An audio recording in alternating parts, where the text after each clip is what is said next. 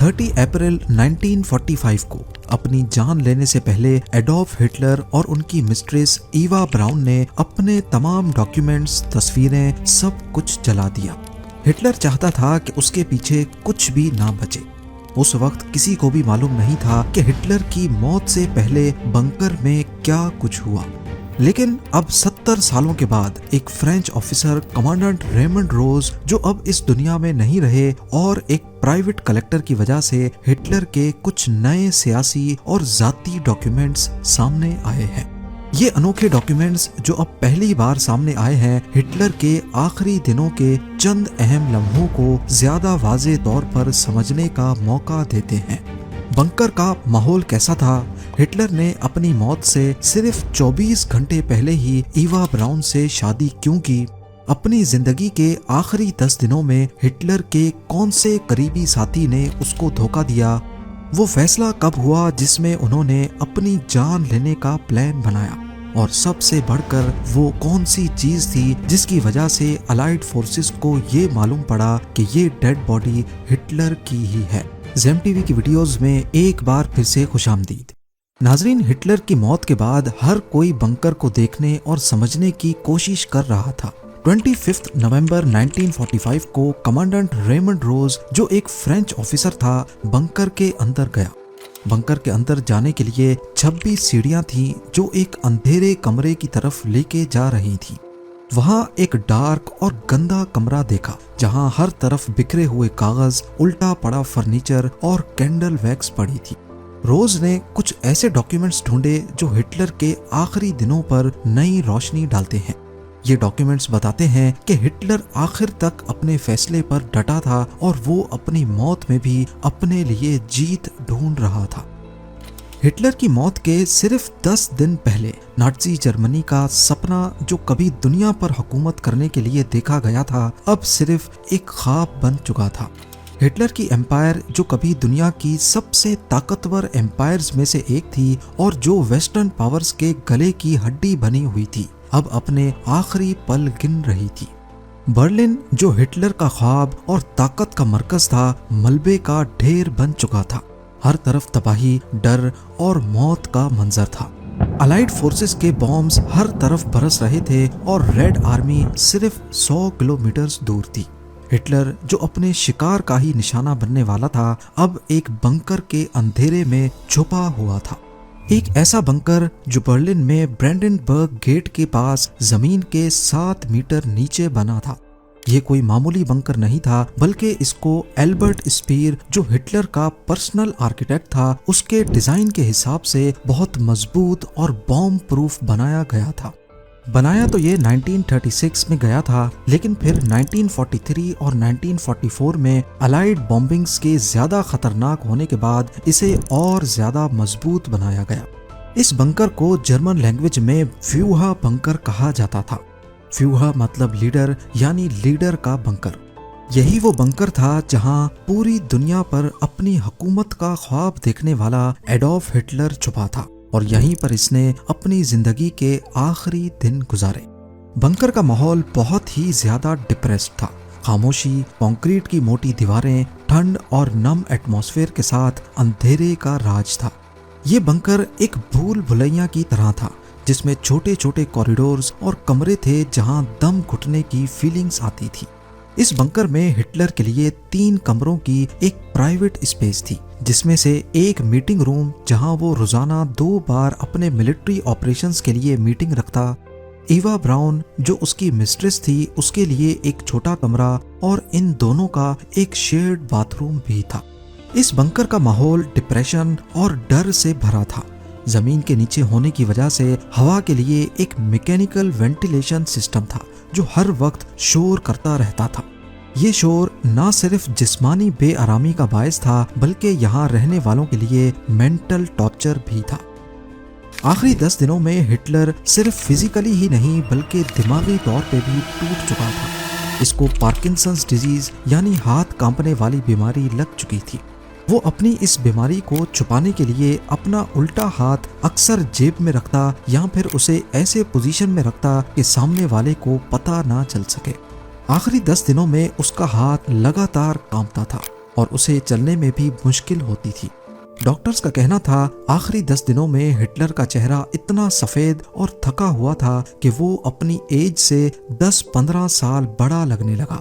इन दिनों में जो भी ऑफिसर्स उससे मिलते वो उसकी गिरती हुई हेल्थ कंडीशन देखकर चौंक जाते थे।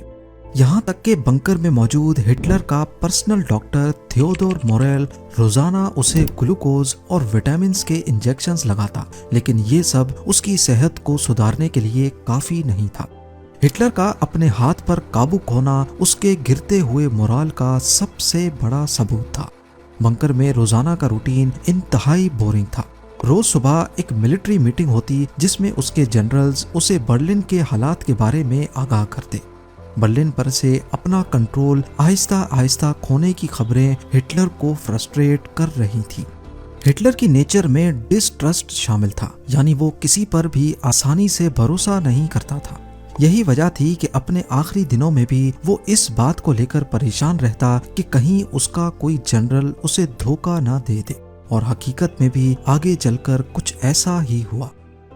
आखिरी दिनों में जब सब लोग बंकर से भागने की सोच रहे थे, तब ईवा ब्राउन ने हिटलर का साथ दिया।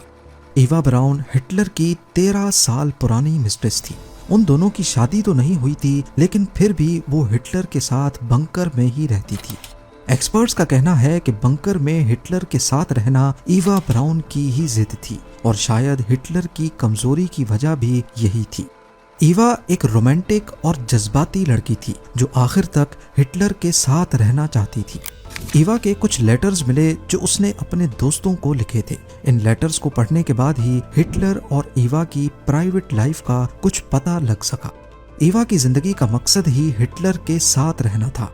अपने एक लेटर में उसने लिखा था कि ये जगह बहुत डरावनी है, लेकिन मैं यहाँ खुश इस वजह से हूँ क्योंकि हिटलर मेरे साथ है। बंकर के अंदर ईवा के दिन का रूटीन बहुत ही लिमिटेड था। वो अक्सर अपने कमरे में वक्त गुजारती थी, अपने फोटोग्राफ्स को अरेंज करती या कभी कभी हिटलर के साथ कॉफी पीती थी। लेकिन एक चीज जो उसके खत से समझ आती है वो ये है कि ईवा ब्राउन खुद को बहुत अकेली महसूस कर रही थी।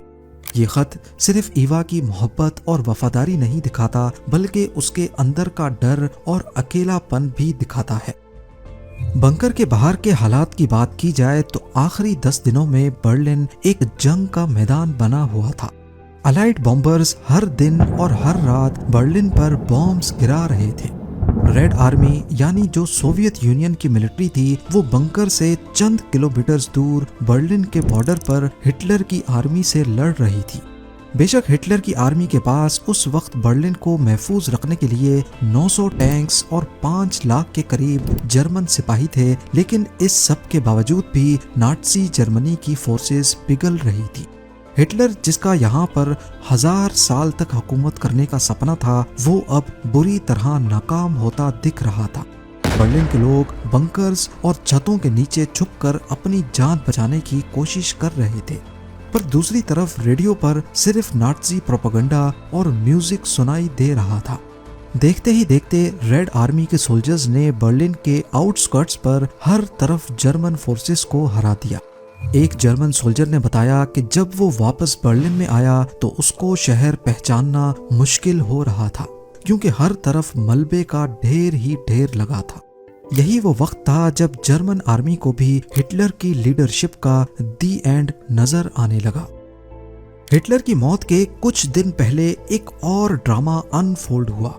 हरमैन गोरिंग, जो नाज़ी रजीम में जर्मन एयरफोर्स का चीफ था, उसने अपनी नीयत जाहिर की कि वो पावर हासिल करना चाहता है।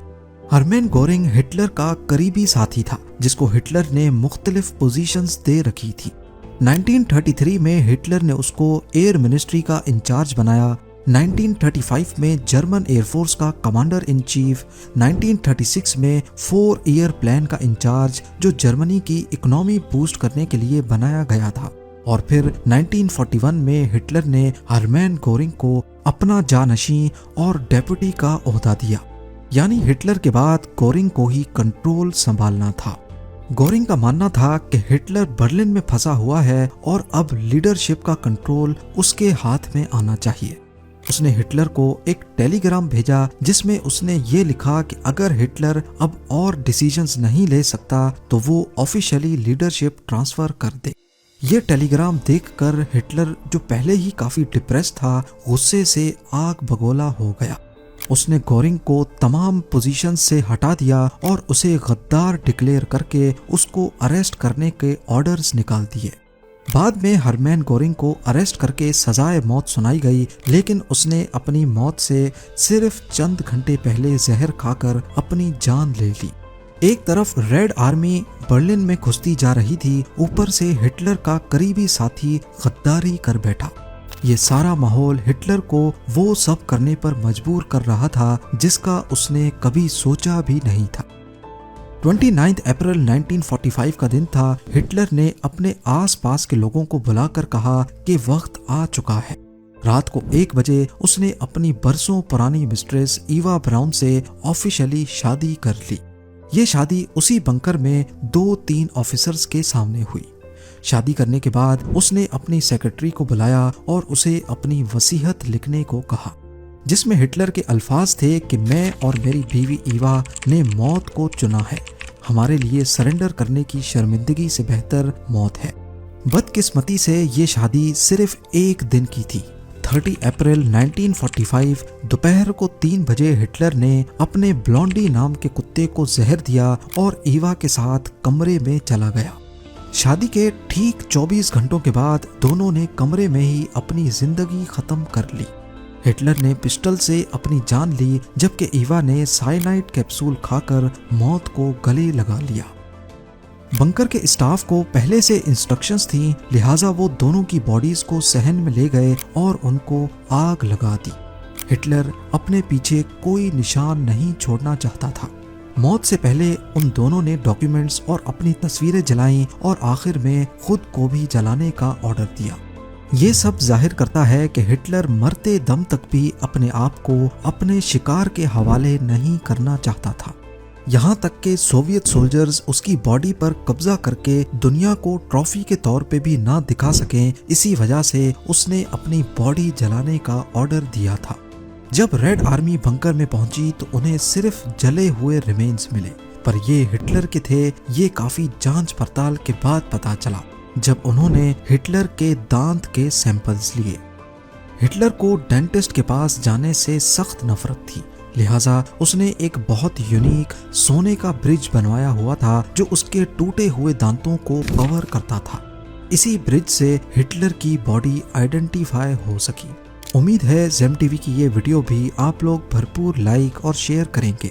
आप लोगों के प्यार भरे कमेंट्स का बेहद शुक्रिया। मिलते हैं अगली शानदार वीडियो में।